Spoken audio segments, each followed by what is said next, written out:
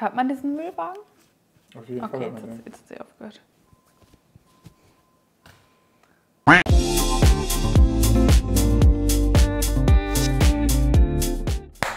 Hallo ihr Lieben, wir machen heute eine White Chocolate Tart mit Kokos und das Ganze in der No-Bake-Variante und zwar ohne eine spezielle Tartform. Also es wird ein sehr einfaches, schnelles und unglaublich leckeres Rezept.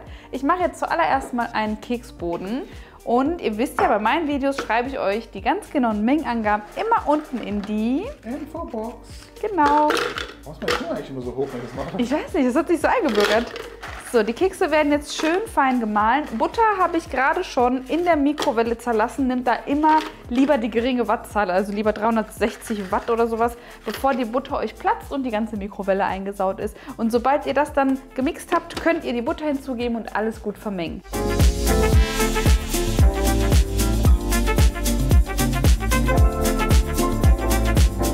So, der Keksboden ist soweit. Jetzt habe ich hier einen Tortenring. Damit könnt ihr nämlich auch ganz einfach eine schöne Tart zubereiten. Ihr habt da halt nur nicht diese Wellen außenrum, aber ich finde, die braucht es auch gar nicht.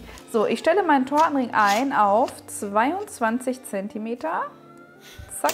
Weißt du, wie das rüberkommt? Letztes Spiel, ich packe meinen Koffer und ja, ich kenne diese Tonlage, ne? Ja. So, 22 cm braucht ihr. Dann braucht ihr ein Backpapier. Beachtet bitte nicht die vielen Logos, das ist das aus der Gastro, aus dem Café, aber ich habe kein normales Backpapier mehr zu Hause gehabt. So, und jetzt tu nicht so, Angeber. Jetzt schlage ich es nochmal ein, einfach, damit es nicht nervt und einfach schön eng anliegend ist. Braucht ihr eigentlich nicht, weil es ist ja nichts, was ausläuft. Ihr macht ja einfach nur einen Keksboden rein. Aber das hier könnt ihr euch auch nochmal merken für flüssigere Teige, weil mit dem Tortenring könnt ihr natürlich auch backen. Der ist hitzebeständig, auch die Klemmung hier vorne. Und dann müsstet ihr quasi immer wieder das Backpapier von außen nach innen knicken. So, bis ihr einmal im Kreis angekommen seid und dann seid ihr eigentlich schon fertig. So, um das gleich natürlich zu transportieren, habe ich jetzt hier noch ein Cakeboard unten drunter. Und jetzt füllt ihr den kompletten Keksboden einmal ein. Und dann müssen wir einen, ja, so, wie hoch ist es denn? Aber gut, dass ich diese Zentimeterangaben innen habe. Ich sag ja, das ist ein richtiger Gamechanger. Gut, dass du nicht sagst, ich bin fast runtergefallen gerade. Oh, ist mir gar nicht aufgefallen. Nein, ich habe so Geräusche gehört, aber ich dachte so, ja, wir willst schon überleben. Das hört sich gar nicht so gut. Also, ich würde sagen, macht den Rand so 3 cm hoch. Also erstmal verteile ich das hier gleichmäßig. Später nehme ich mir auch noch einen Glasboden, um das schön flach anzudrücken. Und dann könnt ihr das eigentlich, es funktioniert immer am besten mit den sauberen Händen. Wait a minute, who are you? Nee, die Hände wäscht man sich nicht. Eigentlich hier so einen Rand andrücken und den dann nochmal begradigen. Wir füllen ja gleich nochmal so eine richtig leckere Kokos-Pudding-Füllung ein. Und die muss nicht komplett abschließen mit dem Rand. Also die ragt auch noch so ein bisschen drüber. Daher braucht ihr es jetzt nicht so genau nehmen. Macht es einfach nach Gefühl.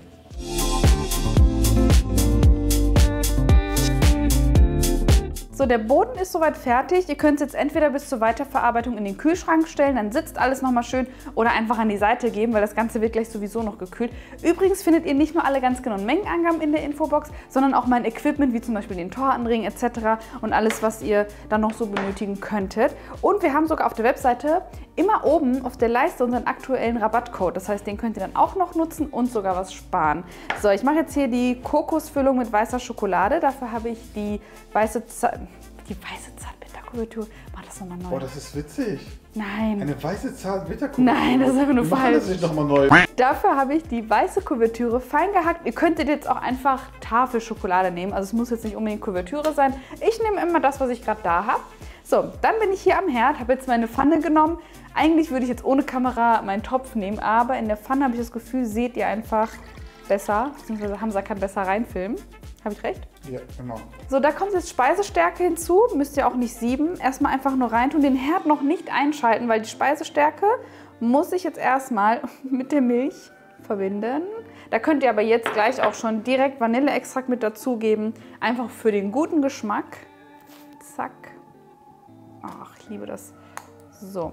Und da einfach nochmal mit dem Schneebesen rangehen. Alles klümpchenfrei verrühren. Und dann könnt ihr den Herd einschalten und das ganze Jahr quasi aufkochen lassen. Immer rühren, damit da nichts anbrennt. Wobei ich sagen muss, bei meinen Pfannen brennt sowieso nie was an. Aber dann könnt ihr anschließend auch schon Kokosraspel mit dazugeben, wenn ihr merkt, das dickt so allmählich ein.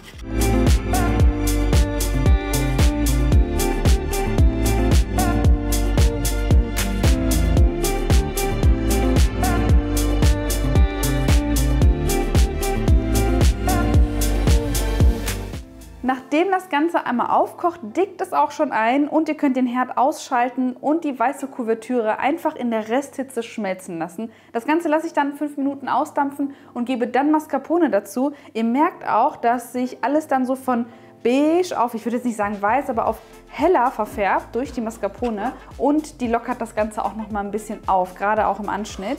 So, und jetzt gebe ich einfach nur noch die Kokosfüllung quasi in den Tortenring und dann einmal glatt verstreichen. Und am besten kühlt ihr das jetzt so circa 4 Stunden. Ihr könnt solche Geschichten aber auch immer am Vorabend schon vorbereiten und dann halt über Nacht kühlen. Und dann fehlt ja eigentlich nur noch gleich unsere weiße Schokoladenglasur und die Deko.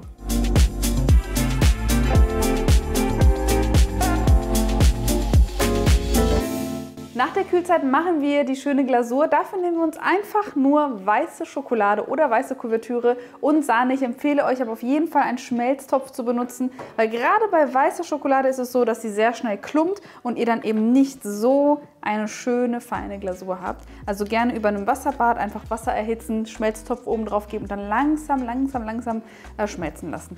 So, das gebe ich jetzt hier einmal auf die kalte Oberfläche.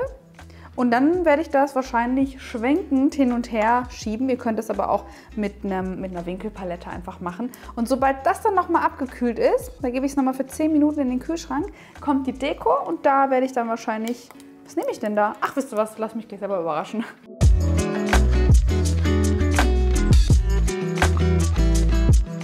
Die weiße Glasur ist jetzt extra noch cremig, also wenn ihr schneidet, ist sie nicht so knackig. Das wollte ich nämlich nicht. Und jetzt müssen wir aber zuerst mal den Tortenring lösen. Ich nehme jetzt hier meinen Backformlöser.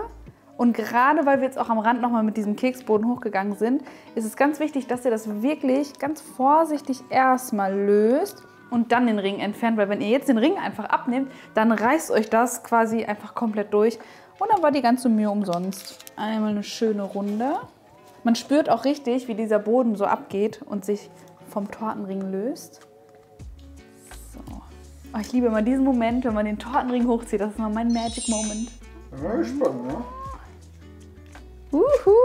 Doch, genau so wollte ich ihn haben. So war er auch bei mir in meinem Rezepttest, dass man einfach echt noch so viel vom Keksboden sieht, aber das eben richtig toll abschließt mit dem Weißen. Ich finde es auch richtig hübsch. So, jetzt werde ich das einmal transferieren auf mein Cakeboard und dann schneide ich das in Stückchen.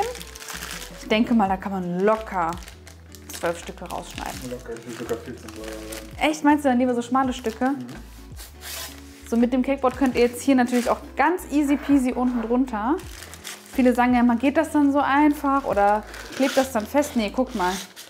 Das geht so einfach. Zack, einmal runternehmen, Backpapier weg und dann hier einfach drauf schieben. So, ich dekoriere jetzt übrigens noch mit Kokosraspeln. Ich überlege noch Kokoschips mit dazu zu nehmen. Die haben aber hier noch dieses Beige. Muss mal gucken, wie es aussieht. Und was ich auf jeden Fall dazu nehme, einfach weil ich finde, es passt und weil es auch farblich gut aussieht, gefriergetrocknete Erdbeeren. Das ist ja leider keine Saison mehr, sonst hätte ich auch frische Erdbeeren genommen. Aber gefriergetrocknete Erdbeeren sind einfach erntefrische Erdbeeren, die gefriergetrocknet werden. Das heißt, es wird das ganze Wasser entzogen. Und was bleibt, sind richtig knackige, in unserem Fall jetzt halbierte Erdbeeren. Und die schmecken so süß und so richtig, richtig lecker. Im Auto snacke ich immer so eine ganze Packung ganz alleine weg. Aber wie gesagt, darum soll es jetzt nicht gehen. Wir machen das jetzt hier einfach als Deko nochmal auf unsere Torte. Und vorher teile ich das aber, ja, schauen wir mal, durch 12 oder durch 14.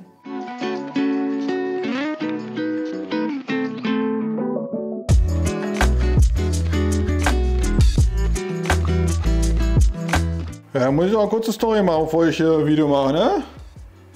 Boah, Junge, Mädel, was machst du mit mir? Was machst du mit mir? So, dann lass uns mal das gute Stückchen probieren. Ich finde es auch richtig schön serviert, ne? By the way. Also ich find's das Auge ist mit. Mega schön. So, tut mir leid, Kiki, ich muss nur ein Foto machen, bitte. Ja, natürlich, immer gerne. Ein Foto machen. Alexa, Neon an! Das Schöne ist ja, dass bei der Glasur, ich habe ja gesagt, die ist extra schön weich und wenn ihr die Stücke schon anschneidet, bei dir sieht man es richtig, dann läuft die Glasur mit der Zeit echt nochmal so runter an der Seite. Aha! Ich lieb's.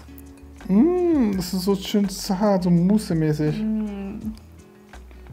Boah, das schmeckt so frisch. Das schmeckt so frisch. Boah. Ne? Hammer, ne? Der haut mich weg. Boah, das schmeckt mega gut. Und das Gute ist ja, keinen zusätzlichen Zucker hier in der Füllung, weil wir haben ja schon die Süße aus der Schokolade. Wir haben ja die Kokosraspeln.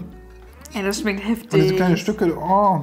Also, ich wusste ja, dass der gut schmeckt, aber wenn man ihn dann noch mal richtig gekühlt isst, boah, Traum. Weißt du, was für mich das Highlight ist? Die Kokosraspeln in dieser Creme. Die geben so diesen kleinen Crunch. Ich mag das voll. Ja, und Crunch hast du auch noch mal im Boden. Ich finde das Boden, Füllung, Gussverhältnis, boah, 12 von 10. Leute, Richtig lecker, ich mache das auf jeden Fall öfter. ich sage euch wirklich, Hammer. das ist wirklich eine 12 von 10. Boah, wenn Ich liebe Kokos. Wenn du sagst 12 von 10, Ich liebe Kokos. ihr wisst ja, wie kritisch Hamza immer Und das ist kein großes Stück, muss ich sagen. Guck mal, Ja, das reicht vollkommen aus. Ich habe jetzt fast den ganzen Kuchen gegessen. ja, stimmt, du hast den echt schon fast weggegessen.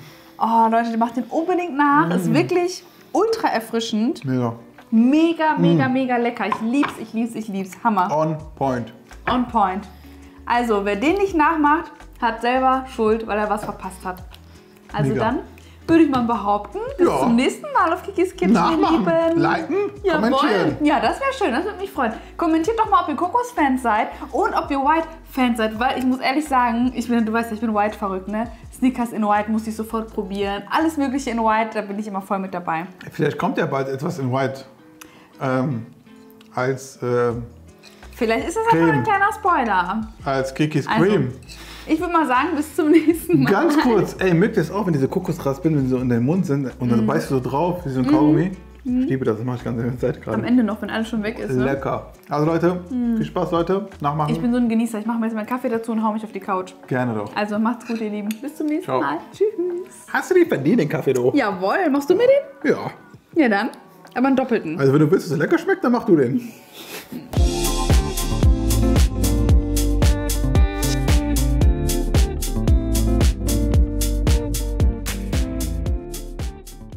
Was war nochmal mit Diät? Diät ab morgen. Der hat mich weggehauen. Ich schwöre, der macht meine ganze Diät kaputt, wallah. Der ist heftig.